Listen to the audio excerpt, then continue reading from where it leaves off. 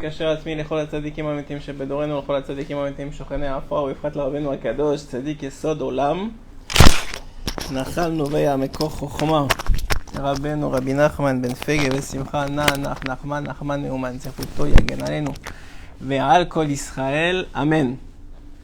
Bezrat Hashem, B'Siyata Dishmaya, on se retrouve pour notre shiur annuel de préparation à Rosh Hashanah. Tous les ans, on a l'habitude de faire le shiur avant Rosh Hashanah pour se préparer le temps qu'on peut, le mieux qu'on peut, à cette fête, qui est une fête, puisque c'est un Yom Tov, mais qui est aussi Yom Adin, le jour du jugement. Et comme nous dit Rabbi Nathan dans l'Écoute à la Chot, c'est quelque chose qu'on dit à chaque fête, que Baruch Hashem, à chaque fête, il y a un or particulier, il y a une lumière particulière qui se dévoile, qui est la lumière d'Hashem.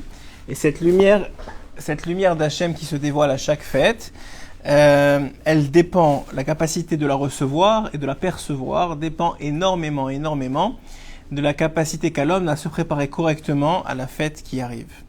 Puisque c'est donc un Yom Tov, et c'est aussi un Yom Adin, c'est le jour du jugement. Le jugement, comme nous dit la Gemara dans Masechet Rosh Hashanah, du monde entier, que ce soit le monde vivant, mais même nos parents, grands-parents et arrière-grands-parents qui sont partis de ce monde, tous sont jugés ce jour-là, et pas seulement les Juifs, mais tous les êtres humains, et pas seulement les êtres humains, mais tout ce qui existe dans le monde est jugé ce jour-là. C'est pour dire combien c'est un jour primordial, c'est un jour essentiel, c'est un jour central dans l'année juive, c'est un jour central dans notre année, puisque tout ce qui va arriver dans l'année qui va venir, donc cette année qui va être l'année 5783, Bezrat Hashem, alors tout ce qui va arriver dans cette année va être décidé dimanche soir, lundi et mardi, jusqu'à mardi soir, et va commencer à entrer en action seulement à partir du lendemain de Yom Kippour, puisque tout ce qui arrive depuis Rosh Hashanah dernier jusqu'à Yom Kippour Abba, jusqu'au prochain Yom Kippour, a été décidé Rosh Hashanah dernier. Si vous comprenez ce que je suis en train de vous dire, je suis en train de vous dire que dimanche soir, entre dimanche soir et mardi soir, toute l'année de chacun d'entre nous va être décidée en fonction du jugement qui va être apposé sur chacun de nos dossiers. Que ce soit de façon individuelle, et ça va être le chemin du shiur, mais aussi de façon collective. Puisque chacun, on est Ravim Zelazé, on est chacun dépendant l'un de l'autre. Et donc par conséquent, on est chacun, j'ai envie de dire, on est chacun une partie du puzzle. Dites-moi si vous écoutez bien au niveau du son, Bezrat Hashem. Comme ça, j'ai pas besoin de pousser trop la voix, Bezrat Hashem. Donc, pourquoi c'est si important de se préparer à Rosh Hashanah ? Je pense sincèrement, je vous le dis pas parce qu'on est à la veille de Rosh Hashanah, mais je crois que c'est la fête de l'année qu'il est le plus important de préparer. Simplement parce que tout le reste va dépendre de... Merci Shalom. Parce que tout le reste va dépendre de cette fête-là, de ces journées-là. En vérité, c'est 2 jours, puisque même en Chutz La'aretz, même en Israël, ça dure 2 jours. Mais pourquoi ça dure 2 jours ? Parce que c'est, dit le Zohar Kadosh, un long jour. C'est en vérité un seul jour qui, parce qu'il est long, dure 2 jours, 2 nuits et 2 jours. Et qu'est-ce qui est tellement important dans ce moment-là ? Eh bien, simplement que notre vie, au sens littéral et au sens figuré du terme, et on va expliquer pourquoi, ces 2 sens-là, va être déterminée à Rosh Hashanah. Les gens croient que, il y a la veille de Rosh Hashanah, et on fait Rosh Hashanah, puis il y a le lendemain de Rosh Hashanah, et on continue notre vie, et puis c'est une continuation. Ça fait partie de la vie, c'est une année de plus, comme on ferait un anniversaire. Détrompez-vous. Grandement détrompez-vous, une situation peut changer du tout au tout entre avant Rosh Hashanah et après Rosh Hashanah, du tout au tout. Je vous dis franchement, dans le bien comme lo alenu velo alechem dans le pas bien.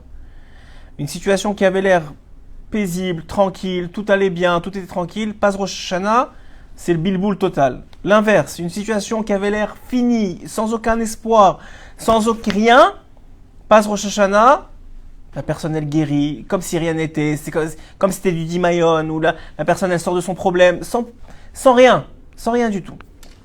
Que ces paroles de Torah soient les Nishmat, ma grand-mère, Esther Bat Allo, qui est décédée quelques jours avant Rosh Hashanah. Mardi, ça va être sa Askara, Bezrat Hashem. Et cette année-là, ça fait déjà plusieurs années, mais cette année-là où elle est partie de ce monde, son décès avait été décidé le Rosh Hashanah d'avant. Il est possible que si elle avait tenu encore quelques jours, elle aurait encore beaucoup d'années devant elle. Et que ce Rosh Hashanah qui lui manquait ces quelques jours-là, elle aurait pu passer Rosh Hashanah supplémentaire et ce Rosh Hashanah aurait pu déterminer beaucoup d'autres années devant elle. Mais elle n'a pas passé le cut de cette année là-bas. Et ça, c'est les comptes d'Hachem, on ne rentre pas dans ça. C'est sûr que c'est le mieux pour elle et c'est le mieux pour nous qui sommes restés derrière elle. Mais elle sera quand même jugée, elle et tous mes ascendants et tous vos ascendants le jour de Rosh Hashanah. Alors la Gemara demande comment c'est possible. Quand tu quittes ce monde, tu as déjà un jugement. Tu es jugé. Quand tu quittes ce monde, il y a un jugement final. Tu passes din vecheshbon. Tu passes devant en vérité un tribunal de trois juges qui sont des tzadikim, qui ont des halachot qui sont reliés au tchène, c'est-à-dire que par exemple si tu es sfarad, alors les trois tzadikim qui vont te juger sont des tzadikim sfarad, qui vont respecter si tu es marocain, la loi marocaine pour être plus proche de ta vie à toi et de ton jugement à toi. Et une fois que ce jugement il est fait, ben alors à ce moment-là, il est déterminé ta place dans le Gan Eden Bezrat Hashem, ou s'il faut passer avant de rentrer en Gan Eden par certains tikkunim, ben ils sont déterminés à ce moment-là. Donc pourquoi demande la Gemara dans Masechet Rosh Hashanah, un homme tous les ans, on le ramène, on le réveille encore de là où il est, on le ramène de là où il est, on le tire de là où il est, et surtout s'il est au Gan Eden à une bonne place, il veut pas être tiré de là-bas, et on lui dit viens, c'est encore le jour du jugement. Mais ça y est, on m'a jugé, ça fait 50 ans que je suis parti de ce monde, qu'est-ce que tu me juges encore? Non. Dans ce monde, tu as laissé des fruits, que ce soit des enfants ou des actions qui ont porté des fruits jusqu'à aujourd'hui. Ta descendance, elle est jugée, et si toi tu as une quelconque responsabilité dans les actions et le comportement que ta descendance a aujourd'hui, alors tu dois être jugé avec eux. C'est dans le bien. Des fois, il y en a qui montent grâce à quelqu'un qui fait tchouva dans sa descendance. Un père qui laisse un fils, lui, il n'était pas du tout dans la Torah, et son fils, il fait tchouva. Le Rosh Hashanah de l'après tchouva, il est revalorisé, le père. S'il a participé à cette tchouva-là, c'est-à-dire s'il a laissé les graines qui ont permis la tchouva. Donc vous comprenez que c'est dynamique, c'est pas un système figé. C'est un système qui est dynamique, mais par contre, il est dynamique et se détermine seulement d'année en année. Vous savez pourquoi dans la halakha? Écoutez bien. Dans la halakha, c'est écrit que quand on n'a pas vu, à l'époque, c'était beaucoup plus fréquent qu'aujourd'hui, parce qu'aujourd'hui, avec ces réseaux sociaux et les façons les téléphones, etc., c'est très facile. C'est presque impossible si vous avez un vrai ami, quelqu'un qui est vraiment proche de vous, que vous lui parlez pas pendant un an, que vous n'avez pas de nouvelles de lui, que vous savez pas ce qui lui arrive, que vous n'ayez pas vu une photo sur lui de lui sur Facebook ou sur d'autres réseaux sociaux. Mais à l'époque, c'était comme ça. À l'époque, tu pouvais passer un an sans voir la personne qui était chère à tes yeux, à ton cœur, quelqu'un de ta famille ou un ami très très proche, et tu n'avais pas de nouvelles de lui, c'est qu'il était parti dans un autre pays, et tu n'avais aucune nouvelle de lui. Eh bien, s'il est passé un an, lorsqu'il revient, le Shulchan Aruch, écoutez bien, le Shulchan Aruch, il dit que tu dois faire une bracha, mechaye amebaruch, mechaye ametim. Tu bénis Hachem qui fait revivre les morts. C'est quoi l'idée derrière ça? C'est quoi l'idée derrière ça? L'idée, elle est extraordinaire. Parce que est passé un Rosh Hashanah, donc c'est considéré comme si, chas v'shalom, la personne elle aurait pu mourir ou vivre, et comme tu la vois un an plus tard, donc un Rosh Hashanah après, tu dis merci à Hachem que tu lui as donné la vie. Ça s'appelle Mechaye Ametim, il a fait revivre les morts. À tel point, Rosh Hashanah peut tout changer dans la vie d'un homme. Alors bien sûr, je vous dis ça pour qu'on l'utilise pour le bien, pour qu'on se prépare pour que justement ce soit cette année une année de vie. Et on va expliquer qu'est-ce que la vie. Parce que c'est un jour de jugement, il faut le comprendre. Alors d'un côté, c'est un jour de fête où il faut être joyeux. D'un autre côté, on se veut pas, on sait qu'on est en train de se faire juger. Et on sait qu'on est en train de se faire juger. Et par conséquent, si on sait qu'on est en train de se faire juger, on a une certaine ira, c'est normal, une certaine crainte. Alors qu'est-ce qui fait le lien entre les deux? Alors, il faut effectivement être dans la crainte de Dieu, pas du jugement, parce qu'on n'a pas peur du jugement. On a la crainte de Dieu, que c'est lui qui est le maître du monde, et qui ce jour-là trône sur son trône céleste, s'assoit sur son trône céleste, et est en train de juger. Mais par contre, on est heureux. Pourquoi ? Parce que maintes et maintes fois jusqu'à aujourd'hui, et il faut continuer à avoir confiance dans la miséricorde divine. C'est sûr que s'il y a alpidine, c'est-à-dire strict, si on commence à ouvrir les dossiers, on n'a aucune chance. Rares sont les gens qui, dans notre génération, ont encore une chance si on commence à peser le pour et le contre de chaque action, de chaque pensée, de chaque parole qu'ils ont dite. Qu'ils soient en positif après tout ça, kol hakavod lahem. Mais, d'un autre côté, il y a une miséricorde divine. C'est quoi la miséricorde divine ? C'est quoi cette miséricorde qui s'active à Rosh Hashanah ? C'est ça qu'on va essayer de développer aujourd'hui. La première miséricorde, la première bonté que Hachem nous fait, c'est de nous dire que c'est Rosh Hashanah. Il faut savoir que 7 milliards de personnes dans le monde ne savent pas que dimanche soir prochain, lundi et mardi, à part ceux qui vont écouter le shiur, et ceux qui contrôlent les autres shiurim sur Rosh Hashanah, mais peu ou prou 7 milliards de personnes ne savent pas que cette journée-là, ils se font juger. Je ne sais pas si vous imaginez le chesed. C'est comme, je donne souvent cet exemple-là à mes enfants. C'est comme il y a un examen surprise dans la kita, dans l'école. Et personne ne sait qu'il y a un examen, mais il y a un élève qui entend ou qui a une information comme quoi dimanche soir, enfin lundi, il y a un examen. Qu'est-ce qu'il fait pendant tout le week-end ? Qu'est-ce qu'il fait pendant tout le Shabbat ? Il prépare l'examen, parce qu'il sait qu'il y a l'examen. Mais tous ses copains, tous les gens de la classe, ils savent pas qu'il y a un examen. Ils savent pas qu'il y a un examen. Et donc, s'ils savent pas qu'il y a un examen, ils vont pas préparer. Ils vont pas préparer. Et ça, c'est un grand chesed. Parce que Hachem, il nous dit, mes enfants, le jour du jugement, c'est dimanche soir, lundi et mardi.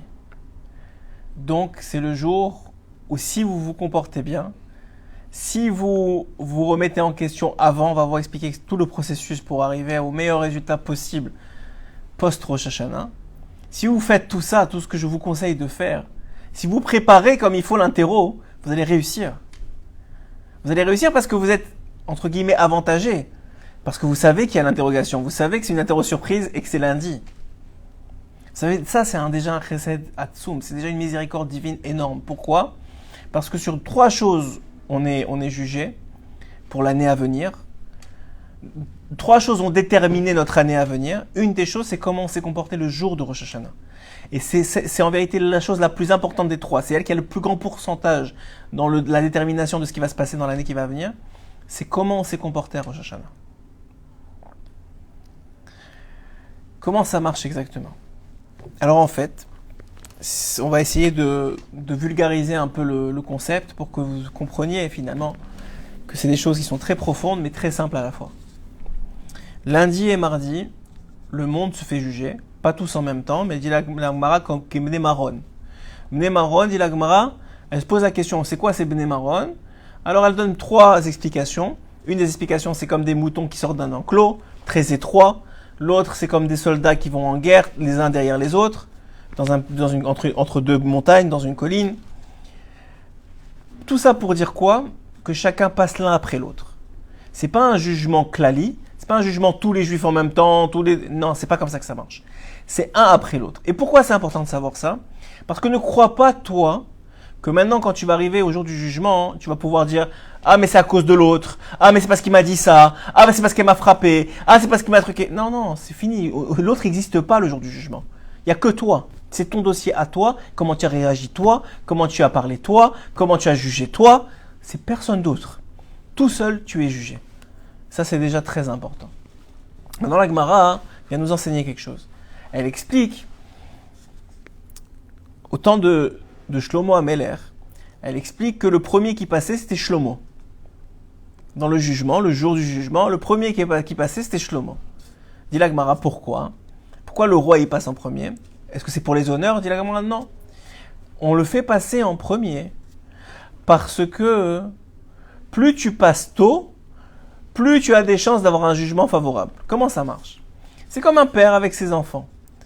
Disons, il y en a un, il fait une bêtise. Il a encore de la patience. Il laisse passer.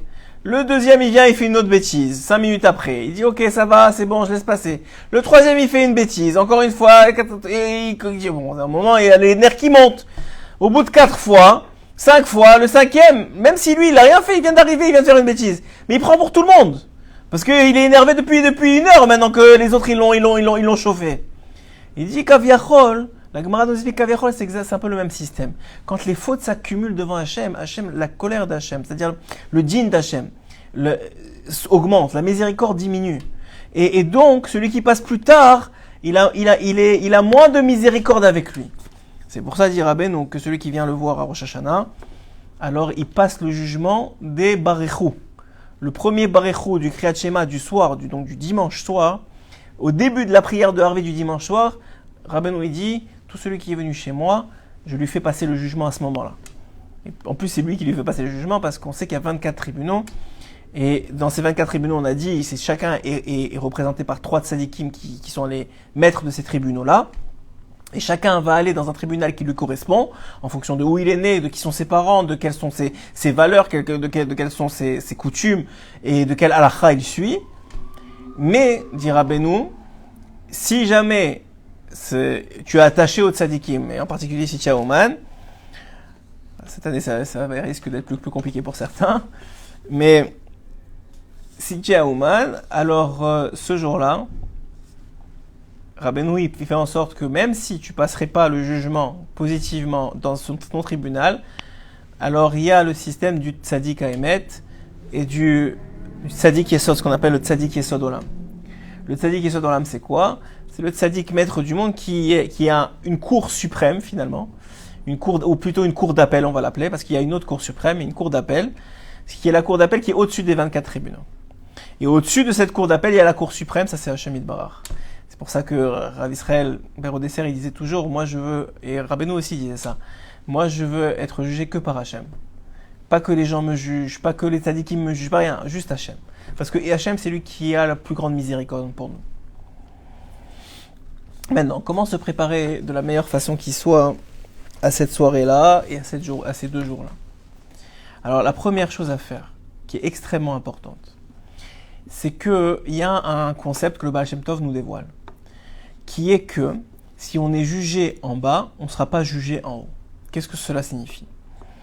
En réalité, dit le Baal Shem Tov, si tu arrives à aller voir le juge avant la date du jugement, ce que tu ne peux pas faire dans notre monde à nous, mais tu as le droit avec Hachem de faire ça, parce que tu sais d'abord que c'est lui le juge, et si tu as le droit d'aller voir le juge avant la date du jugement, et de parler avec lui, d'avouer tout ce que tu as fait, de plaider coupable à tout ce que tu as fait, et même de rentrer dans tous les détails, ce qu'on appelle tous les ans le vidouï dvarim, donc l'aveu de ses fautes, et comme c'est rapporté par le Chida qui a écrit un aveu des fautes commun pour presque toutes les fautes qui existent dans le monde, et on le lit Erev Rosh Hashanah.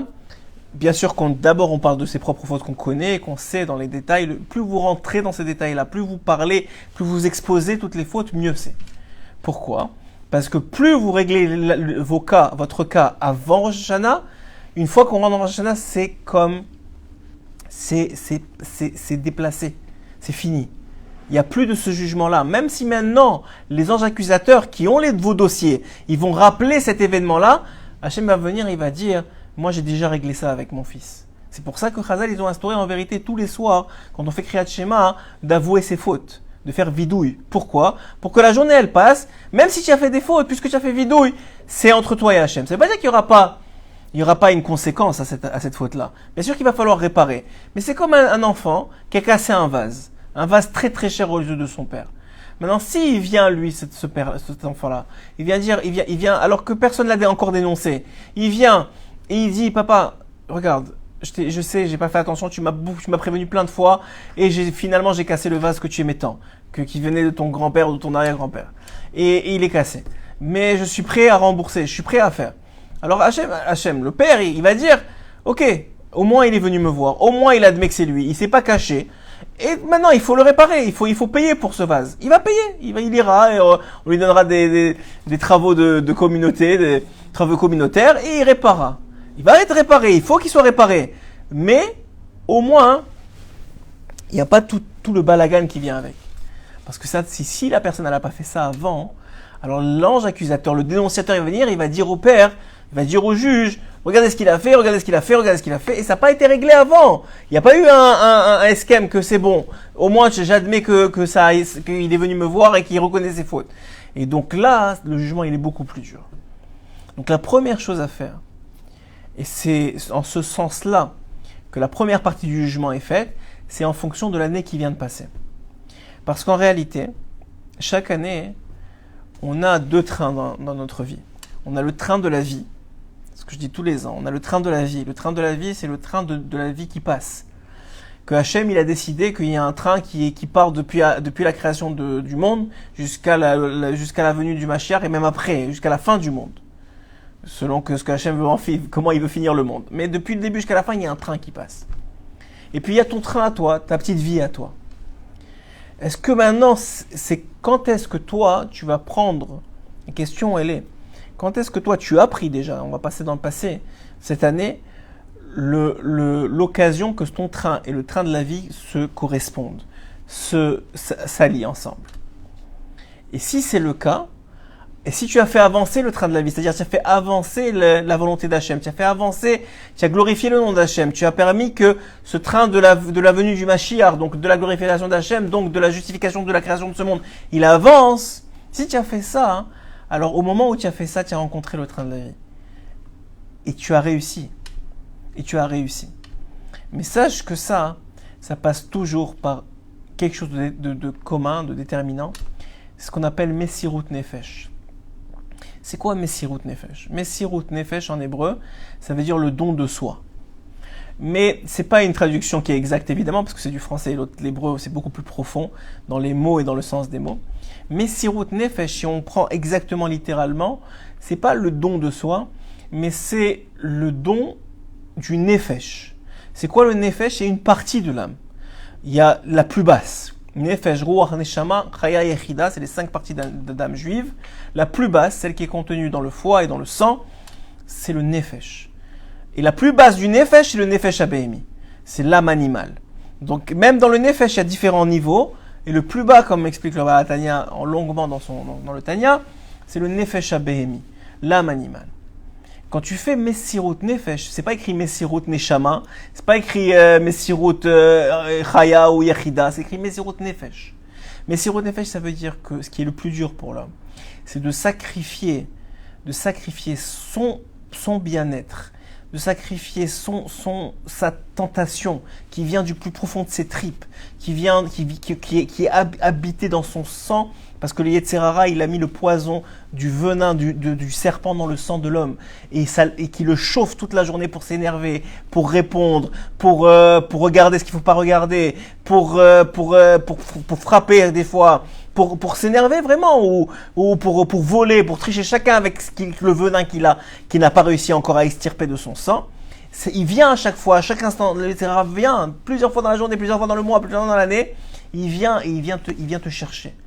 Quand toi, tu es gibor, tu es un vrai gibor, c'est-à-dire quelqu'un qui contrôle ton nefesh, qui fait taire cette envie qui est contre la volonté divine, ça s'appelle Messirut Nefesh. Je vais vous raconter une histoire du Messirut Nefesh que j'ai entendue hier. L'histoire, elle est comme ça. Il y avait un homme à l'époque des années où les États-Unis étaient très attractifs, parce que c'était le rêve américain, etc. Il y a un homme qui a décidé de partir d'Eretz Israël pour aller aux États-Unis pour faire de l'argent. Il arrive aux États-Unis, il trouve très vite un bon travail, très bien payé. Mais bon, il était quand même dati, il était quand même respecté Shabbat, il faisait attention à ses yeux, c'était quelqu'un de bien. C'était quelqu'un de bien dans le sens il respectait la Torah. C'était un shomer Torah au mitzvot. Et puis, il réalise une fois, 2 fois, 3 fois que pour aller à son travail, il a besoin de prendre le train. Parce que c'était entre Brooklyn et le métro, le train, comme vous appelez ça, entre Brooklyn et New York. Il a besoin de prendre le métro. Et au métro, lui qui est quand même grandi dans une famille de Torah et qui a toujours fait attention à ses yeux, il voit que il y a une pritzout, il y a des filles qui sont habillées n'importe comment et de façon indélicate et que ça le fait tomber et qu'il sent que le nefesh il est en train de se réveiller et qu'il est en train de se battre avec lui. Et il dit si ça continue, je vais tomber. Alors il lui dit, lui il sait pas quoi faire. Il appelle son Rav. Son Rav qui est encore en Israël lui dit voilà ce qui m'arrive, je sais pas quoi faire. D'un côté, je suis obligé de travailler, je suis venu pour ça, gagner ma parnassa, etc. D'un autre côté, je vais perdre mon Olamaba à cause de ça. Alors le Rav qui comprend la situation de son élève, lui dit écoute, va voir ton Menaël, c'est-à-dire ton chef de département, et va parler avec lui, peut-être il y a une solution à cette situation-là. Alors il lui dit, mais qu'est-ce qu'il ça? Lui, c'est pas un juif, il va pas comprendre, comment il va m'envoyer balader, comme on dit. Il dit, écoute, le Rav qui avait de la chokhma, il lui dit, écoute, Hachem il va t'aider. Il voit que tu es dans une situation difficile, que tu veux te battre contre ton Yitzhara. Hachem il va t'aider, pourquoi pas? Alors il dit, écoute, il écoute son Rav. Le lendemain matin, après qu'il ait pris encore une fois ce train, ce métro, il va voir ce monsieur, ce Menahel, ce directeur de département. Il lui explique la situation. Et à sa grande surprise, le Menahel, il écoute et il est intéressé. Et même il respecte ce qu'il entend et il est même interpellé. Il dit, ok, mais c'est quoi la solution? Est-ce que tu as une solution pour moi? Alors le monsieur, on va l'appeler Shimon, notre Shimon, il lui dit, j'ai réfléchi beaucoup dans la nuit, il y a peut-être une solution. Il lui dit, c'est quoi? Il lui dit, c'est qu'au lieu de prendre ce train-là, je vienne en voiture. C'est vrai que ça va prendre beaucoup plus de temps pour arriver. Probablement, au lieu d'arriver à 8h du matin, j'arriverai plus vers 9h30, 10h au travail. C'est vrai que ça va prendre plus de temps à arriver, parce qu'il faut que je rentre pas dans le trafic, etc. Mais moi, je suis prêt à rester 2 heures de plus à la fin, au lieu de finir à 5h, je finirai à 7h le soir. Et comme ça, moi-même, je vais pas reprendre le trafic en revenant, je vais pas tomber dans les embouteillages, et j'aurai fait mon quota d'heures. Comme ça fait déjà quelques semaines qu'il travaillait là-bas et que le Menahel, il a vu que c'était quelqu'un de très sérieux et que vraiment il travaillait bien. Alors il était prêt à écouter. Il lui a dit, ok, tu commences maintenant à partir de demain, tu commences de 10 à 7 heures, au lieu de faire de 8 à 5. Et c'est comme ça qu'il a fait pendant des mois. Il prenait sa voiture au lieu de prendre cette ligne de métro. Et effectivement, il faisait de 10 à 7 heures. Maintenant, les mois passèrent. Même Rosh Hashanah est passé. Est arrivé le mois de septembre. Plus exactement le 11 septembre. Et à 8h45 du matin, il y a un avion qui s'écrase sur l'étage où notre Shimon travaillait. Mais lui, parce qu'il a fait Messirut Nefesh pour Hachem quelques mois plus tôt, il est le seul de tout le département où il travaillait à ne pas être encore arrivé au travail. Parce qu'il arrive seul, il était sur la route. Donc il devait arriver seulement vers 10h. Pour le Messirut Nefesh qu'il a fait pour Hachem, Hachem lui a sauvé la vie. Et ça, c'est un dénominateur commun dans chaque histoire. Vous allez voir, chaque histoire vraie, toutes des histoires vraies. Que vous entendez même des tzadikim, même des gens, que vous avez l'impression que c'est des gens pshutim, des gens simples, qui ont eu une aide divine extraordinaire, c'est concomitant avec un Messirut Nefesh. Ils ont fait quelque chose. Peut-être qu'ils ne le savent pas eux-mêmes, mais ils ont fait quelque chose qui dépassait leur nature. Ils ont combattu leur nature pour faire plaisir à Hachem, pour montrer quoi? Pour montrer qu'Akadosh Baruch Hu, pour montrer à Hachem. Va ouvrir de l'autre côté. Pour montrer à Akadosh Baruch Hu, on a des nouveaux invités. C'est vraiment en retard. Pour montrer à Akadosh Baruch Hu que c'est lui le roi.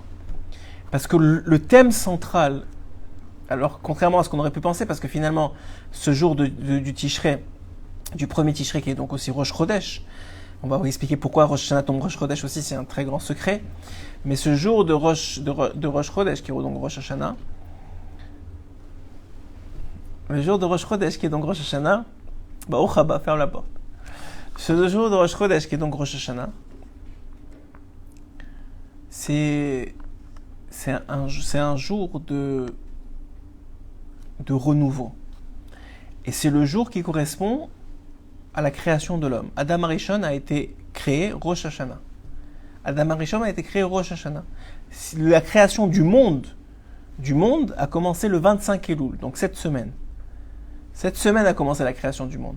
Et Rosh Hashanah correspond à la création de l'homme. Donc on pourrait croire, et on sait que c'est le jour du jugement de l'homme, etc.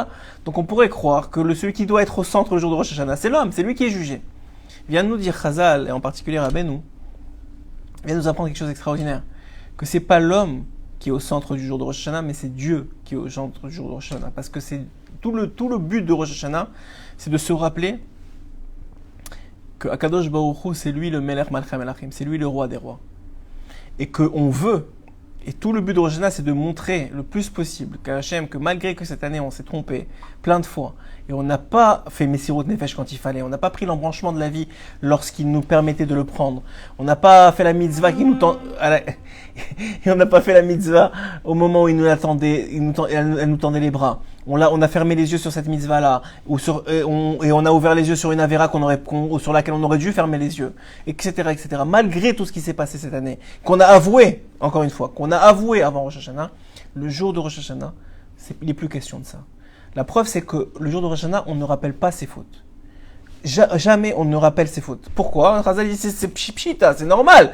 Tu es en train de te faire juger, quoi? Tu vas maintenant, toi, donner des munitions à l'ange accusateur et lui dire, ouais, tu as raison, voilà, j'ai fait faux, j'ai fauté. Non, tu te tais! Jamais de la vie. Déjà, de façon générale, on n'avoue jamais ses fautes, si ce n'est devant un tzaddik à émettre, c'est-à-dire un tzaddik d'un très haut niveau, ou Hachem Yitbarach. C'est les seules deux personnes que tu peux avouer tes fautes. D'ailleurs, c'est la raison pour laquelle, dans la Torah 4, Rabbeinu dit, le Vidou Dvarim, il doit être fait Erev Rosh Hashanah, donc la veille de Rosh Hashanah, sur la tombe d'un tzaddik. Un tzaddik à émettre. Pourquoi la tombe? Parce qu'on sait que lui, il est déjà parti de ce monde, il est mort tzaddik. Parce que, comme nous dit la Gemara, qu'un homme, il peut pas se faire confiance à lui-même. Il sait pas de quoi demain est fait. Peut-être aujourd'hui, il est tzaddik, demain, il va tomber. Mais quelqu'un qui est parti de ce monde et qui est renommé pour être un tzaddik, alors lui, on peut s'agenouiller sur sa tombe et on sait que, comme dit le Zohar, il y a une partie d'âme qui reste toujours accrochée chez les tzaddikim. Il y a une partie d'âme qui reste toujours accrochée aux ossements qui restent et qui sont souvent très intacts parce que c'est des tzaddikim et qui est là et qui écoute et qui recueille toutes les informations et toutes les plaintes et toutes les demandes de celui qui vient demander. J'ai lu d'ailleurs dans le Zohar quelque chose de très beau ce Shabbat. Le Zohar il dit comme ça, il dit par quel mérite l'homme il est répondu quand il vient voir un tzaddik. Alors il a expliqué comme ça. Quand un homme il vient, il pleure pour ses problèmes, pour ses difficultés, il vient, il demande de l'aide au tzaddik. Qu'est-ce qui se passe? Chaque tzaddik en vérité, dit le Zohar, il a sa face qui illumine le Kisei HaKavod. Elle est autour du Kisei, elle est collée au Kisei HaKavod. Le Kisei HaKavod, c'est donc ce trône céleste sur lequel Hachem se tient. Et Hachem, quand un homme il vient, un homme juif il vient, ou une femme juive elle vient, sur le tombe d'un tzaddik, elle vient, elle demande, elle pleure sur ses tsarot, sur ses difficultés, sur tout ce qui va pas. Le tzaddik, il est attaché à cette tsarot, il est touché par ce qu'il lui dit. Et il s'attriste de la situation de son frère juif, de son fils, ou de son petit-fils, ou de son arrière-petit-fils, ou de cette personne-là. Et son panim, et sa face, dans le Kisei HaKavod, aussi elle s'attriste, dit le Zohar. Et là, Hachem, il dit, mais pourquoi tu es triste? Et là, il lui dit, mais c'est à cause de mon frère, regarde qu'est-ce qui lui arrive. Hachem, il dit, quoi? Alors, Hachem, il le fait pas pour toi. Pas pour la personne qui vient. Mais moi, je peux pas autour de mon Kisei HaKavod avoir des gens tristes, avoir des faces tristes. Donc, qu'est-ce qu'il faut pour que tu sois encore heureux, pour que tu redeviennes heureux, pour que tu reprennes le sourire? Il dit, mais il faut que tu répondes à sa demande. Et par ce mérite-là, il est répondu. Comme ça explique le Zohar. Quelque chose d'extraordinaire. Moi, c'est un chidouche même pour moi. Enfin, même pour moi. Surtout pour moi. Mais c'est un chidouche extraordinaire. De dire que Hachem, il est doeg pour les tzadikim qui ont donné Messirut Nefesh pour lui. Ils ont tellement fait Messirut Nefesh pour lui qu'ils ont le srout d'être proche de lui dans l'Olam Haemet, dans le monde de vérité. Et donc Hachem, il les voit et il voit qu'il y en a un qui est triste. C'est pas normal, tu es à côté de moi. Pourquoi tu es triste?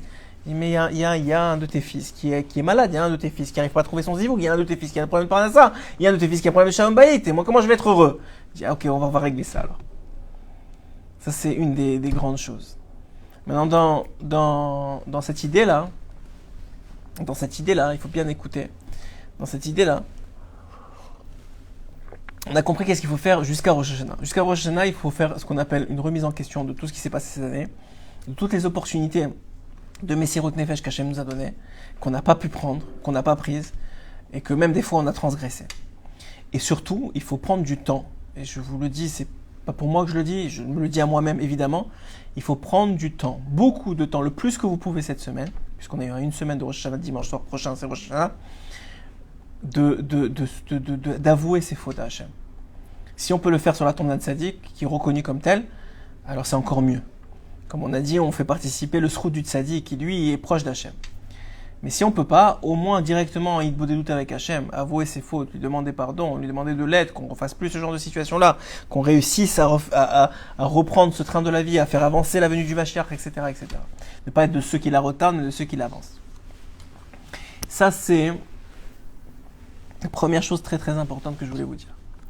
Maintenant, une fois que ça s'est passé, on va rentrer maintenant dans les préparatifs Erev Rosh Hashanah, qui est donc le jour du jugement, mais aussi le jour de la mise en royauté d'Hachem. Tout le monde a été créé pour qu'Hachem soit son roi, que ce soit jusqu'à la plus petite prière, jusqu'au plus grand tzaddik. Tout le monde a été créé pour le kavod d'Hachem, ce qu'on appelle l'honneur d'Hachem. Donc, maintenant, c'est pour ça que tout le monde est jugé. C'est parce que maintenant, on veut savoir à quel point tu as participé au kavod d'Hachem, à quel point tu as accepté dans ta vie le kavod d'Hachem, et surtout à quel point tu acceptes maintenant le kavod d'Hachem, et à quel point tu es prêt à accepter dans l'année qui vient le kavod d'Hachem. L'honneur d'Hachem, le malchut d'Hachem, la royauté d'Hachem. Et si maintenant, tu as fait le vidou dvarim avant, évidemment, tu vas aller maintenant au mikvé, même celui qui n'a pas l'habitude d'aller au mikvé. Avant Rosh Hashanah, c'est un moment de purification. Le plus propre on rentre, le mieux c'est, le moins de tâches on a. Donc on va aller au mikvé. Il y en a qui s'habillent même en blanc le jour de Rosh Hashanah pour montrer qu'ils ont, pas pour montrer qu'ils sont gaftan et qu'ils pensent qu'ils vont passer haut la main l'examen, simplement parce qu'ils montrent qu'ils ont confiance dans la miséricorde divine. Encore une fois, c'est ça notre simra, notre joie à nous juifs, c'est qu'on a confiance dans la miséricorde divine. On a confiance que Hachem il est tellement miséricordieux et c'est une réalité. Le Rabbeinu il explique que chaque jour qui passe, Hachem il est plus miséricordieux que la veille. Comment on le sait? On le voit dans le monde. On est de moins en moins méritant. On fait de moins en moins de bonnes choses. On fait de plus en plus de bêtises. Ouais, même si tu prends individuellement, peut-être c'est pas le cas, mais de façon clarite, c'est évidemment le cas. Juste à cause du Yetzirah qui est beaucoup plus fort. Et pourtant, Hachem nous donne de plus en plus de bracha. Si vous faites un tour dans votre maison ce soir, ce que vous avez, vous, homme normal, un appartement avec une douche, un lavabo, une toilette, un salon, une salle à manger, c'est plus que les plus riches d'il y a 100 ou 200 ans, des anciennes générations. C'est plus qu'ils devaient aller jusqu'au puits pour ramasser de l'eau. C'est une miséricorde énorme, énorme. Et ça, c'est seulement dans la partie qu'on voit. Mais il y a une miséricorde encore plus grande dans la spiritualité. Hachem, il ouvre de plus en plus les portes de la tchouva. C'est-à-dire quoi? Qu'il faut de moins en moins de critères de sélection pour être accepté auprès d'Akadosh Baruch Hu. Et c'est ça la plus grande miséricorde. Et c'est dans ça qu'on a confiance. C'est dans ça qu'on a confiance. Que Hachem, il est tellement miséricordieux que oui, il va nous accorder une bonne année. Bien sûr que nous, on va faire le maximum, au moins le maximum, à notre niveau à nous, qu'on est capable de faire. Donc maintenant, on a dit, avant Rosh Hashanah, on a fait Vidou Dvarim, on a fait le Mikvé, etc. Maintenant, pendant Rosh Hashanah, alors il y a un klal, il y a une généralité, il y a un fondement. Que le jour de Rosh Hashanah, il y a une question qui se pose. Le premier matin de Rosh Hashanah, donc cette année, lundi matin, on va ouvrir le Sefer Torah, comme c'est le cas dans toutes les Yamim Tovim, dans les jours de fête. On va ouvrir le Sefer Torah et on va lire une paracha, une partie de la Torah. Quelle paracha on va lire le jour de Rosh Hashanah? La paracha qui traite de Ishmaël. De Ishmaël, qui a été renvoyé par son père Abraham, parce qu'il se moquait de Yitzhak, et Hachem lui a dit oui, il faut faire ça. Il va le renvoyer avec sa mère. Sa mère va le délaisser, va le laisser tomber, parce qu'elle ne peut pas voir son fils mourir, c'est trop pour elle, c'est trop pour elle. Donc elle va le laisser tomber, lui il va commencer à pleurer, et ses pleurs vont monter devant Akadosh Baruch Hu. Ça c'est tout ce que je vous dis, c'est pas écrit dans la Torah, c'est du Midrash. C'est ce qu'il y a derrière ce qui est écrit dans la Torah. Et donc là, dans la Torah écrite évidemment, le Midrash c'est de la Torah. Et donc là, ses pleurs vont monter.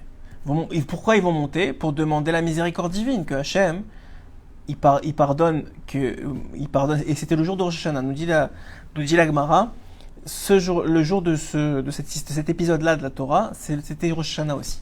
De la même façon que c'était Rosh Hashanah le jour de la création de Adam Rishon. De la même façon que c'était Rosh Hashanah le jour de la Hakadat Yitzhak. Pourquoi? On va voir que aussi on va rappeler beaucoup la Hakadat Yitzhak au moment de Rosh Hashanah. Pourquoi? Parce que c'est la plus grande messirut nefesh qu'un homme a fait dans sa vie. Jamais un homme a fait une plus grande Messirot Nefesh, un plus grand don de soi que Avraham Avinu, qui était le Isha Chesed, l'homme de bonté, qui était prêt à donner son fils, donc quelque chose de très très dur pour Hachem, parce que Hachem lui avait demandé.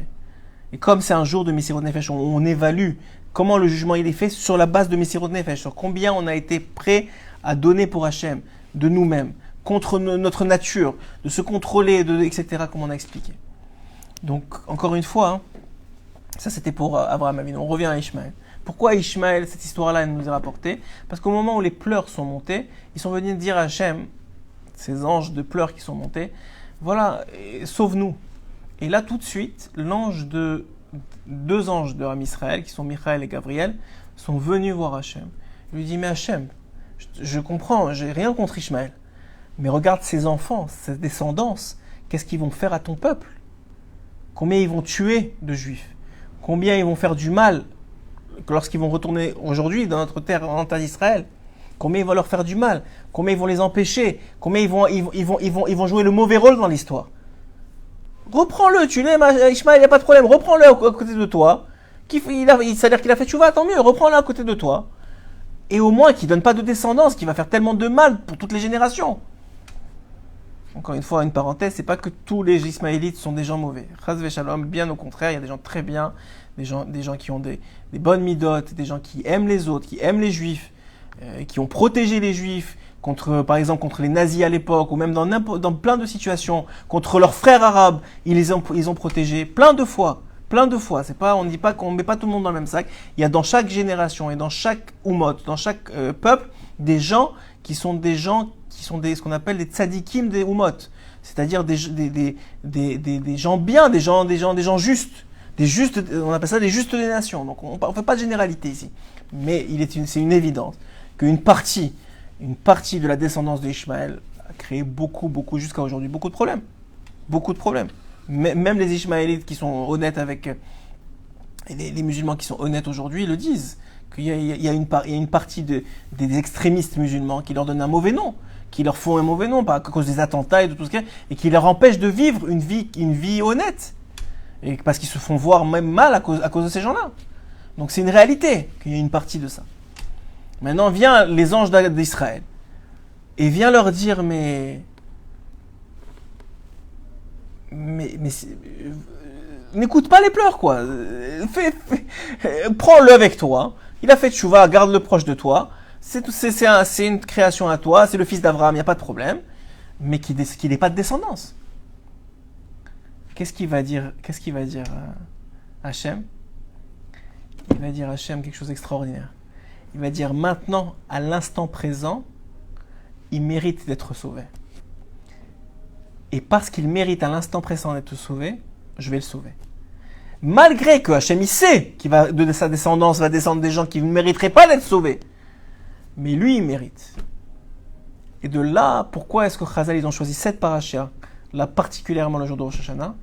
Eh bien, très simplement, pour rappeler à l'homme que c'est aujourd'hui qu'il est jugé. Et si aujourd'hui il mérite d'être sauvé, il sera sauvé. Même si hier il ne méritait pas. Et même si demain il ne mérite pas Chaz v'Shalom. Aujourd'hui, c'est plus important. Aujourd'hui, c'est le jour de Rosh Hashanah. Hayom Marat Olam. Hayom Marat Olam, ça fait référence, dit la Gemara, à Rosh Hashanah. C'est le jour de Rosh Hashanah. Ça veut dire qu'un homme, il peut avoir fait des bêtises monumentales la veille. Et il peut peut-être faire des bêtises monumentales le lendemain. Mais s'il arrive le jour de Rosh Hashanah à être le meilleur homme qu'il peut être, si vous avez quelqu'un que vous admirez, dont vous admirez les midotes, le comportement, si vous imitez-le le jour de Rosh Hashanah. C'est pour ça que moi j'ai l'habitude de dire tous les ans, à partir du moment où il y a le coucher du soleil qui fait rentrer Rosh Hashanah, et jusqu'au moment où il y a les 3 étoiles qui sortent, qui fait sortir Rosh Hashanah, donc ces 2 jours-là, vous mettez un sourire sur vos lèvres, et vous êtes joyeux, et vous êtes aimant, et vous êtes positif. Vous avez des pensées positives. On va voir dans le côté moral de Rabbeinu combien c'est important, combien tout est déterminé par la pensée, parce que le jour de Rosh Hashanah, c'est Rosh Hashanah. Pourquoi on appelle ça Rosh Hashanah? Parce que c'est la tête de l'année. De la même façon que les membres vont après la tête, si la tête, elle dit au bras de se lever, elle se lève, eh bien c'est exactement correspondance, tellement vrai dans notre corps, c'est vrai aussi dans l'année. Que si la tête s'est comportée d'une certaine façon, eh bien toute l'année va venir. Si vous avez par exemple réussi à être joyeux pendant, je sais pas moi, on va dire 80% du temps de Rosh Hashanah, eh bien vous aurez 80% du temps pendant l'année de chance d'être joyeux. Après, c'est pendant l'année, vous allez choisir ou pas. Il y aura toujours le libre arbitre, mais vous aurez 80 chances dans votre année, 80% du temps, la chance d'être heureux. Des raisons d'être heureux. Et si vous avez réussi, par exemple, si malheureusement l'on allait nous dans l'autre sens, quelqu'un il s'est mis en colère à Rosh Hashanah 20% du temps, eh bien c'est pas seulement en pourcentage. Je vous donne un exemple pour que vous compreniez, mais ça peut être juste un moment qu'il aurait dû rester, il aurait dû se contrôler, il n'a pas réussi. Eh bien ça va avoir un impact direct sur les occasions de s'énerver de toute l'année. Qu'il va avoir parce que son fils il va pas le respecter, parce que sa femme elle va l'humilier, parce que etc. Vous pouvez donner des exemples comme vous voulez. Donc vous voyez que c'est pour ça que ça roche la tête, de la même façon que la tête elle influence, pas l'influence, elle dirige les membres. De la même façon, le jour de Rosh Hashanah dirige les jours de l'année. Il influence, il laisse une empreinte dans chacune des journées qui vont passer durant l'année. Ça c'est une chose qui est extrêmement importante à comprendre.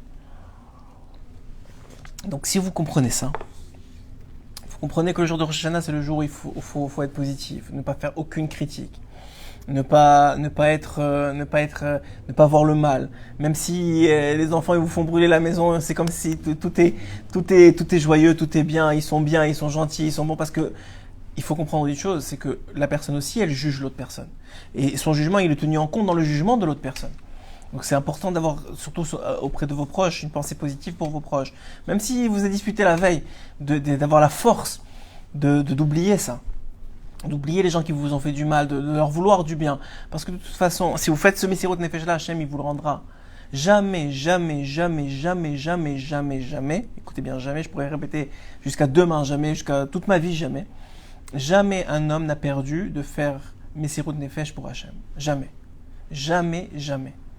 Plus que ça, je vais vous donner la preuve dans la Torah. C'est écrit dans la Mishnah, si un homme il prend sur lui Ol Torah, c'est-à-dire s'il prend sur lui le joug de la Torah, alors Ma'avirim lo, on lui enlève, mais on va voir que c'est pas exactement enlève, c'est une mauvaise traduction enlève, mais on va commencer par cette traduction-là. Ma'avirim, on lui enlève Ol derech eretz, le joug de la parnassa, du travail, etc. Le rôle de sa vie, quoi, les difficultés de sa vie, on lui enlève. En vérité, c'est pas écrit on lui enlève. C'est écrit Ma'avirim. Ma'avirim, ça vient du mot avara. Avara, c'est transfert. Ça veut dire qu'en réalité, on lui a pas enlevé le mal qui devait lui arriver cette année. Parce qu'il a pris maintenant sur lui de mettre ses efforts et sa sueur et la chaleur et les difficultés dans l'étude de la Torah, dans le fait de se réveiller la nuit, dans le fait de faire des mitzvot, de donner à son prochain. C'est pas ça. On n'a pas enlevé du mal de lui. Pour lui, au contraire, on l'a transféré. C'est-à-dire que le mal, l'énergie négative qui devait le confronter durant l'année, parce que maintenant il a pris cette énergie-là pour la mettre dans la Torah, dans les mitzvot, dans les ma'asim tovim, eh bien elle lui est enlevée de ce qui devait lui arriver de mal, qu'il aurait dû dépenser cette énergie-là dans le mal, et il l'a dépensé dans le bien. Donc non seulement l'Américain, regardez comment Hachem il est miséricordieux, comment il est grand, mais c'est extra. Je le dis et j'arrive pas à y croire. Hachem, il te dit, si tu choisis mes voies, c'est d'ailleurs ce qu'on fait, c'est pour ça qu'on lit la paracha de Nitzavim. C'est toujours la dernière paracha qu'on lit avant Rosh Hashanah. Pourquoi ? Parce que là-bas c'est écrit, si tu choisis la vie, tu auras la vie. Si tu choisis la mort, tu auras la mort.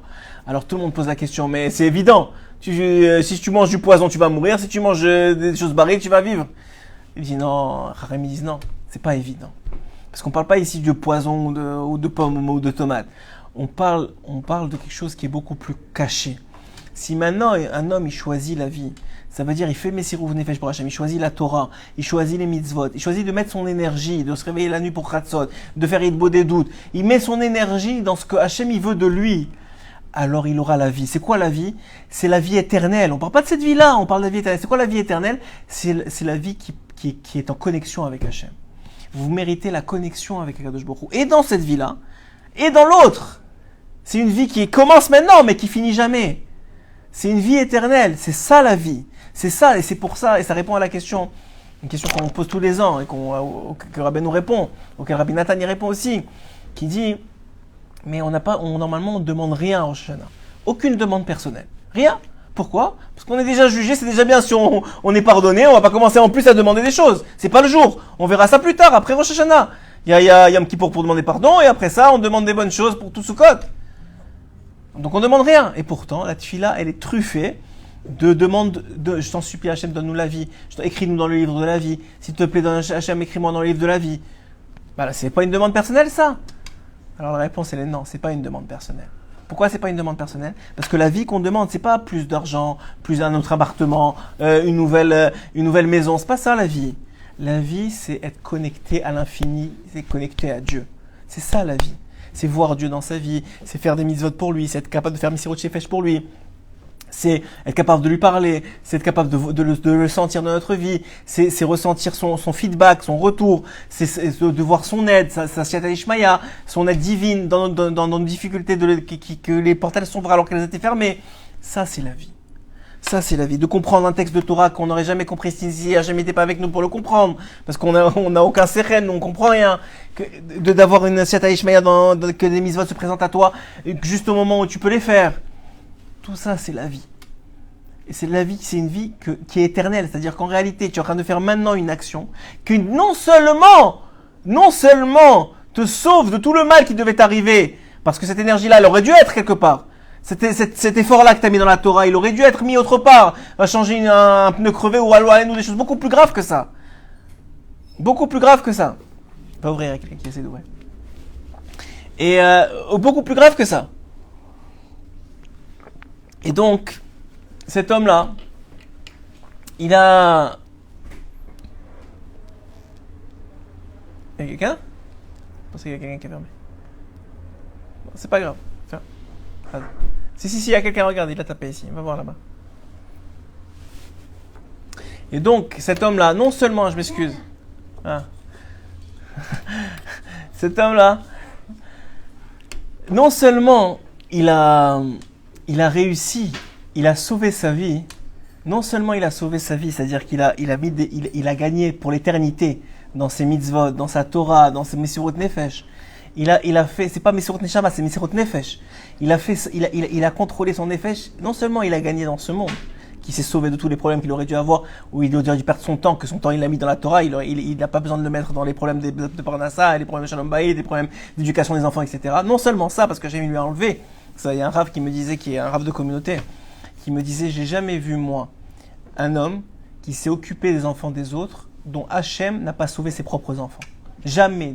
C'est un rav qui a une communauté depuis longtemps. Il a vu des choses dans sa vie.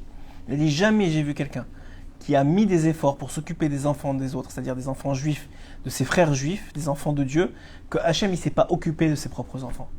Ça veut dire qu'il aurait dû mettre ces efforts-là, mais allez-nous dans des choses très graves avec ses propres enfants. Hachem il a dit quoi? Tu as mis ces efforts-là pour t'occuper de mes enfants? Moi je m'occupe de tes enfants. C'est vrai dans tout, même dans la tzedaka. Je vous ai raconté une histoire sur Rabbi Shimon Bar Yochai. Rabbi Shimon Bar Yochai, un jour de Rosh Hashanah, comme les tzadikim ils ont l'habitude, il est monté en haut, il a fait un rêve. Le soir de Rosh Hashanah, il a fait un rêve. Et il a vu quoi? Il a vu que quelqu'un de sa famille devait perdre 600 pièces d'or. 600 pièces d'or cette année-là. 600 pièces d'or, il devait perdre cette année-là. Alors il a dit, qu'est-ce que je fais? Il a eu une idée. Il connaissait le principe suivant. Et je vais vous expliquer le principe à la fin de l'histoire. Dès le lendemain de Rosh Hashanah, en vérité après Yom Kippour, parce que c'est là où commence le vrai Rosh Hashanah, après le lendemain de Yom Kippour, il tape à la porte de cet homme-là, ou de cette quelqu'un de sa famille. Il va le voir, il lui dit, voilà, est-ce que tu penses que tu peux aider? J'ai un frère qui va se marier, il n'a pas de quoi. Et il était nanti. Il a dit, pas de problème, voilà, je te donne 3 pièces d'argent. Une semaine après, regarde, lui, il n'a pas de quoi manger pour Shabbat, tu peux me donner 1 pièce d'argent. 2 semaines d'après, 3 jours après, encore. Et comme ça, Et à un moment, ce membre de famille-là, il vient voir le Rabbi Shimon Bar Yochai, il lui dit, tout va bien? Il dit, oui, pourquoi tu me demandes? Je dis, j'ai jamais autant venu me voir pour la tzedaka que cette année. Il y a quelque chose que tu sais que je sais pas. Il dit, non, t'inquiète pas, tout va bien. Arrive la fin de l'année, une semaine avant Rosh Hashanah, il reçoit un mirtav. Elle reçoit un mirtav. Quoi? Une lettre du gouvernement, comme quoi elle doit payer 600 pièces d'or au gouvernement. En panique, 600 pièces d'or, c'est énorme. On parle à peu près, si vous voulez l'équivalent d'aujourd'hui, peut-être 600 millions de shekels. C'est énorme, c'est beaucoup d'argent. Il dit, mais d'où je vais sortir cet argent-là? J'ai pas cet argent-là comme ça à ta main. Alors elle va voir c'est Rabbi Shimon Bar Yochai, c'est le tzaddik. Alors le tzaddik lui dit, qu'est-ce que je fais? Il lui dit, donne-moi, est-ce que tu peux me donner 1 heure, je te reviens dans 1 heure. Au bout d'1 heure, il lui dit, je vois ta lettre. Il y avait écrit là où il devait aller amener l'argent, etc. Alors il lui dit, tu sais quoi? C'était à l'époque des Romains. Il lui dit, ne t'inquiète pas, amène-leur 18 pièces d'or. Et il lui dit 18, mais il demande 600. Mais c'est les Romains, ils rigolent pas. Ils vont me mettre en prison, ils vont me tuer. Ils vont me mettre au fosse au lion si je leur ramène pas l'argent. Il dit, ne t'inquiète pas, tu me fais confiance. Il dit, oui, je te fais confiance, c'est pas grave. Il lui dit, si tu me fais confiance, amène 18 pièces d'or. Il arrive là-bas, il présente son nom, il demande son nom avec son matricule. Et là, on lui dit, alors la personne qui fait les comptes là-bas, le comptable de Rome, il lui dit, bon, vous avez amené vos 18 pièces d'or?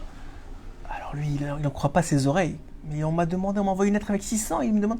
Il dit, oui, oui, il fait semblant qu'il n'a rien. Oui, oui, jamais. Il lui donne ses 18 pièces d'or, il s'en va.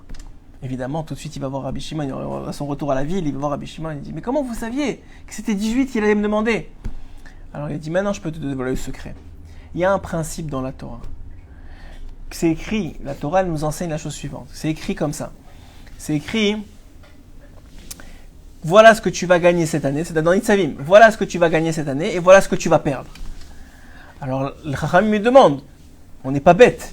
Si tu me dis, je vais gagner cette année 6 millions de dollars et je vais perdre 600 dollars, mais je sais faire le compte. Dis-moi, je vais gagner 5 millions, 900 et quelques mille, et moins les 600 dollars. Je vais faire le compte, il n'y a pas de problème. Pourquoi tu me dis, je vais gagner ça et je vais perdre ça? Écoutez bien, c'est un chidouche atzoum, et c'est un chidouche pas seulement pour la tzedaka, ça marche pour tout. Le Rabbi Shimon, il lui dit, sache que j'ai rêvé que tu devais perdre 600 pièces d'or. Maintenant, la tzedaka, lorsque tu donnes la tzedaka, ça t'est pas enlevé de ce que tu devais gagner. Ça t'est enlevé de ce que tu devais perdre. Ça veut dire non seulement tu gagnes la mitzvah de tzedaka qui te gagne pour l'éternité, ça c'est la miséricorde divine, mais en plus de ça, et c'est ça qui est extraordinaire, en plus de ça, tu ne donnes pas, tu perds pas cet argent-là. Vous imaginez, non seulement tu as gagné l'éternité, tu as fait une mitzvah, mais en plus tu perds pas l'argent.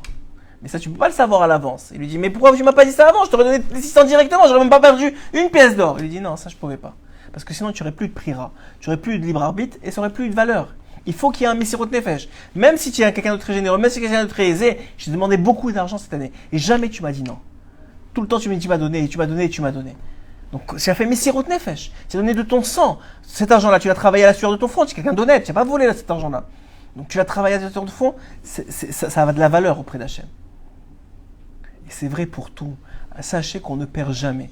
À chaque fois que vous faites Messirut Nefesh pour Hachem, pour rendre Hachem Meler sur le monde, à chaque fois que vous faites ça, eh bien, dit la Torah, dit Chachamim, dit les Tzadikim, vous vous sauvez de tous les problèmes de ce monde. Maintenant, pour revenir à notre sujet, parce que ce n'était pas vraiment le sujet d'aujourd'hui, mais c'était important de le rappeler. Pour revenir à notre sujet, le jour de Rosh Hashanah, on est jugé sur notre comportement le jour de Rosh Hashanah. Ça veut dire que le jour de Rosh Hashanah, on doit être heureux, on doit être joyeux, on doit être gentil, on doit être positif, on doit avoir des bonnes pensées. On doit avoir des pensées positives. Dit Rabbeinu Akadosh, l'essentiel de Rosh Hashanah, c'est les pensées. C'est pour ça que ça s'appelle Rosh. Rosh, les pensées, c'est dans la tête. Si vous pensez positivement, ça sera positif. C'est pas juste une phrase, c'est une réalité que l'homme y vit à chaque Rosh Hashanah. À chaque Rosh Hashanah. Et ça, c'est la troisième partie du jugement.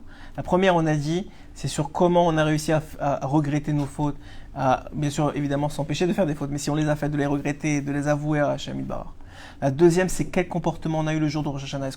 C'est pour ça que le Rizal dit qu'il faut prier, il faut se réveiller avant l'aube et prier à Netz le jour de Rosh Hashanah et ne pas dormir au moins jusqu'à Chatzot Hayom, c'est-à-dire le midi relatif de la journée. Pourquoi? Parce que dit le Rizal, si quelqu'un il dort à ce moment-là, il est en train de endormir son mazal, son ange qui doit s'occuper de son mazal, de son destin de l'année. Il va dormir comme lui, il a dormi le jour de Rosh Hashanah. Le jour de Rosh Hashanah, donc un homme, il doit dormir avant Rosh Hashanah. Il doit être prêt que le jour de Rosh Hashanah, le Shabbat avant Rosh Hashanah, il doit bien dormir. Pas même le Shabbat, même la semaine avant, il doit bien se préparer, bien se reposer. Pour que le jour de Rosh Hashanah, il soit en pleine forme. Plus que ça, Chazal, ils nous disent qu'on fait 2 fois le livre de Tehillim, une fois le premier jour, une fois le deuxième jour, parce que c'est Mechaper, c'est la gematria de Mechaper, que ça vient nous expier nos fautes. Que le livre de Tehillim, il a été écrit avec les larmes de David Ameller. Il a été écrit avec les lames dans la difficulté, pour qu'on soit sauvé de toutes ces difficultés-là qui sont écrites dans ce livre-là. Alors on lit le livre de Tehillim le jour de Rosh Hashanah, et si on n'est pas quelqu'un qui va réussir à lire 2 fois, alors on s'associe avec d'autres personnes pour pouvoir le finir dans cette journée de Rosh Hashanah. On va, pendant Rosh Hashanah, faire des mitzvot et faire des sourires aux autres, donner des bonnes paroles, ne pas parler de dibuchol, ne pas parler de choses qui n'ont pas à voir avec la Torah, avec Hachem. Pourquoi? Parce que c'est Rosh Hashanah, c'est le jour du jugement. Comment tu te permets toi de parler? Est-ce que toi, si tu vas passer devant un juge normal, on parle pas de Hachem Yitbarach qui est Melech Malchei Melachim, mais un juge normal, et tu sais qu'il y a une chance que la personne, elle sait qu'il y a une chance qu'elle rentre en prison. Est-ce qu'elle va être là à aller au resto là, une minute avant et aller rigoler et aller parler de n'importe quoi? Non, elle pense au jugement. C'est dans ça qu'il y a une certaine... Donc pendant le jour de Rosh Hashanah, on ne parle pas de n'importe quoi. Si on peut ne pas parler du tout, c'est encore mieux. Qu'on parle que de Torah, des vrais Torah et du chizouk et des choses positives.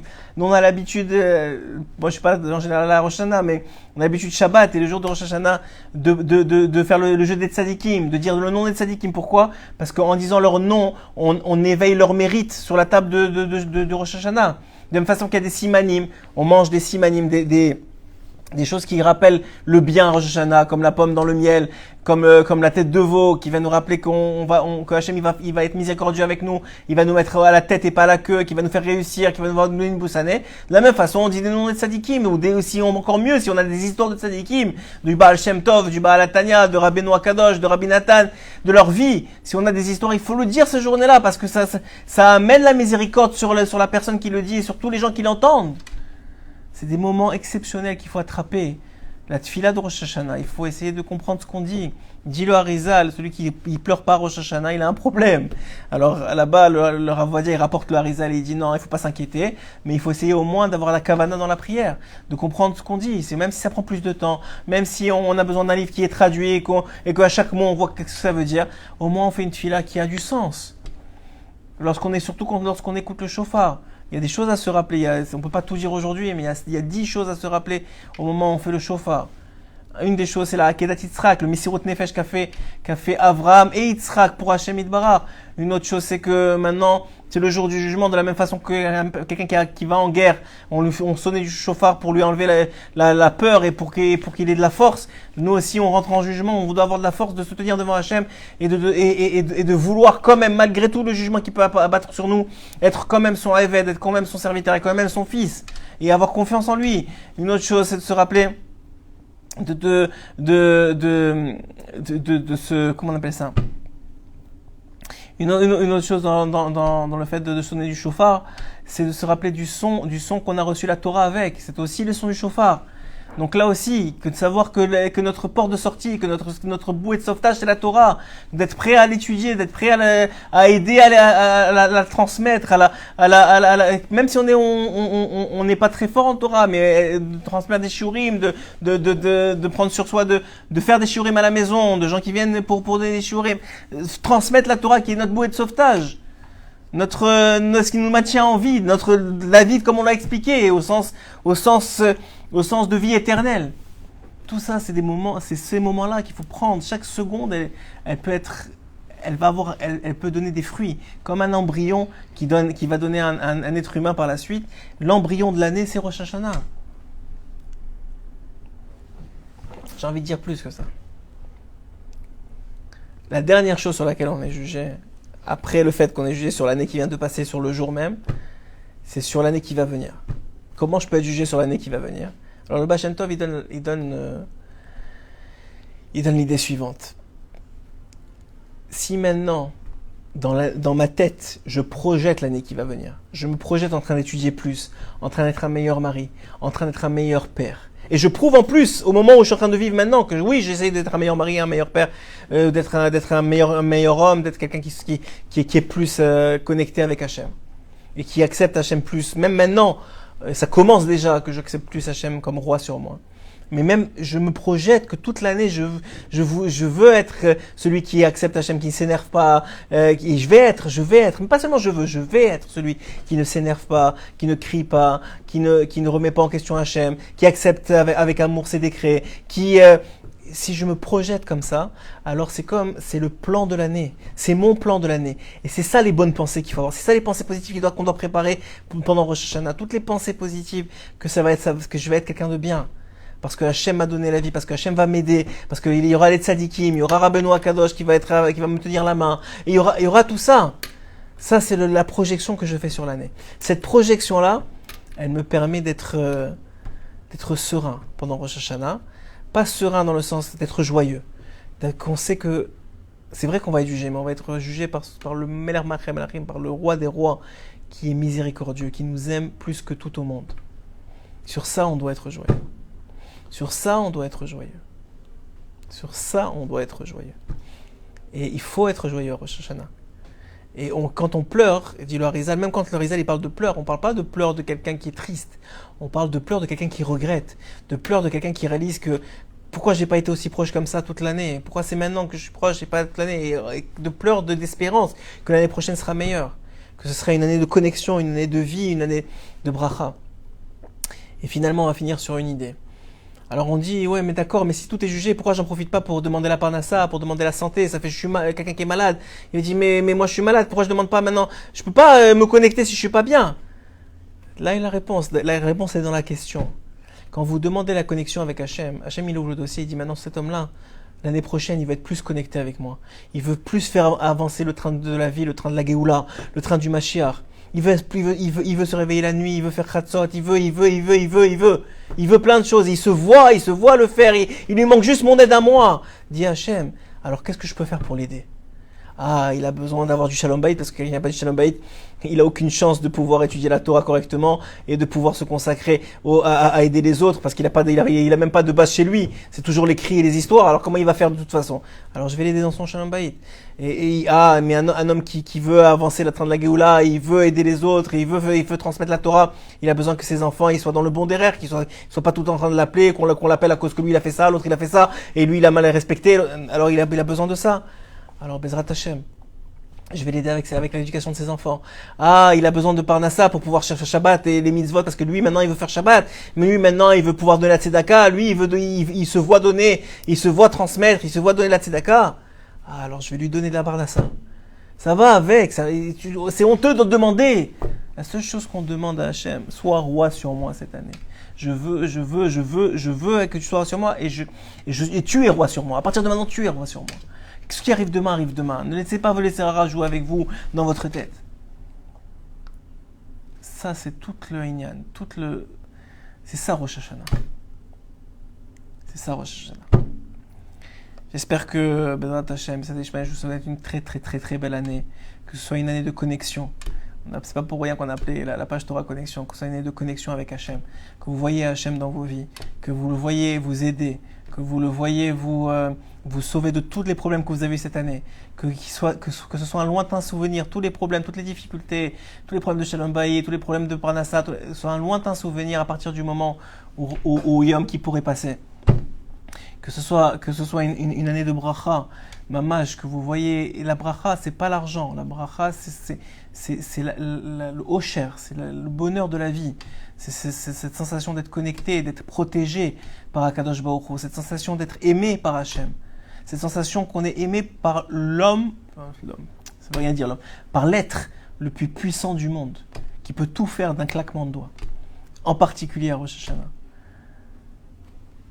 Que maman, vous ressentiez ça toute l'année. Et que vous puissiez encore plus vous connecter, encore plus donner la tzedaka, encore plus, parce que vous n'aurez pas de problème ni de santé, ni de parnassa, ni de rien, plus aucun problème, parce que vous avez choisi cette voie-là. Et que Hachem, il a dit oui, c'est le moment, ça y est, c'est bon. Amen, Kerason, qu'on soit tous zorés de ça. Mamash, tous zorés de ça.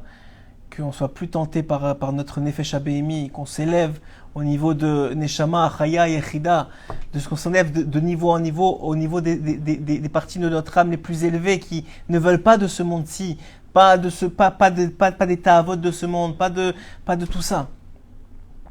Que ce soit une Shana, Metuka Umvorechet, Mamash Tova, Metuka Umvorechet. Amen, Kenny. Ratson Bisrout, évidemment, moi je dis rien en mon nom, Bisrout Rabbi Nachman de Breslev. Rabbeinu Akadosh, Rabbi Nachman, Ben Fege Vesimcha, Bisrout Rabbi Nathan, son élève, Bisrout Rabbi Aaron, son élève, Bisrout Rabbi Shimon, son chamage, Bisrout Rabbi Simcha, son père, Bisrout Rabbi Abal Shem Tov, son grand-père, Bisrout Rabbi Nachman Dorodenka, son grand-père paternel, Bisrout tous les tzadikim, que ce soit eux qui nous accompagnent et qui nous protègent et qui défendent nos dossiers, chacun d'entre nous au jour du jugement. Et que enfin ce soit une année de Géoula.